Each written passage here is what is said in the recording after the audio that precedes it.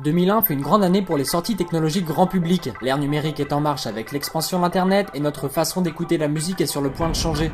Les ventes de disques sont en chute libre, excepté les CD vierges avec plus de 320 millions d'unités vendues aux États-Unis en 2000. Les gens aiment la musique, la société Apple l'a bien compris et sort son logiciel iTunes, permettant de ranger sa bibliothèque musicale facilement. Ne trouvant pas de baladeur numérique satisfaisant pour l'associer à son logiciel, la firme américaine décide de créer son propre lecteur. En 2001, c'est donc la sortie du premier iPod. Son design est léché, avec sa façade blanche, l'iPod est voyant et discret à la fois. Pas de bouton encombrant, une molette permet de choisir simplement ses morceaux. L'appareil dégage une impression de sérieux et de pureté, à l'opposé des baladeurs existants. Vendu 400 $, il permet de stocker jusqu'à 1000 chansons. Une nouvelle version est rapidement présentée, les utilisateurs de Windows peuvent enfin brancher leur iPod sur PC. Moins d'un an après, 700 000 iPods sont vendus. Puis la gamme s'élargit pour un maximum de 30 Go et l'iPod redessiné laisse place à un connecteur unique. Après de longues négociations avec les majors, l'iTunes Music Store apparaît en 2003, permettant d'acheter une chanson en ligne pour moins d'$1. Apple espérait vendre 1 million de titres en 6 mois, l'objectif est atteint en 6 jours.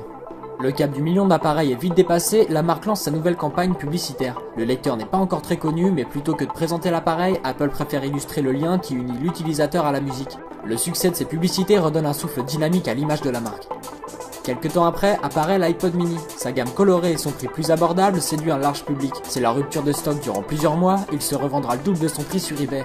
Et l'appareil devient un véritable phénomène de société. Les stars se montrent avec le baladeur, il entre au musée comme audio guide, et Levi's adaptera même la forme de ses poches afin que votre iPod s'y glisse. Pour concurrencer les lecteurs bon marché, la gamme voit naître l'iPod Shuffle. Dépourvu d'écran, le baladeur choisit les titres au hasard. En 2004, le patron d'Apple fait la une du Newsweek avec le nouvel iPod au design encore plus épuré. Ce modèle populaire connaîtra plusieurs versions jusqu'à l'arrivée fin 2005 du très attendu iPod vidéo.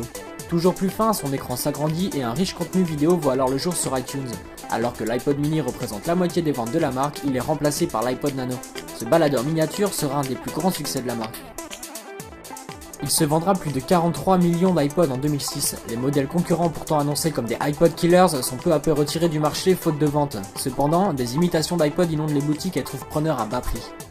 L'année suivante, le PVC blanc des produits de la marque est remplacé par du métal plus écologique. Mais 2007 marque surtout l'arrivée de l'iPhone. La firme présente donc l'iPod Touch, un iPhone dénué de sa fonction principale qui séduit le jeune public. L'iPod alors renommé classique est peu à peu délaissé par la firme américaine face au succès du smartphone. Si l'ère de l'iPod est aujourd'hui une période révolue, avec plus de 300 millions d'exemplaires vendus en moins de 10 ans, le baladeur a su marquer son époque. Il reste cependant encore aujourd'hui le meilleur compagnon des mélomanes.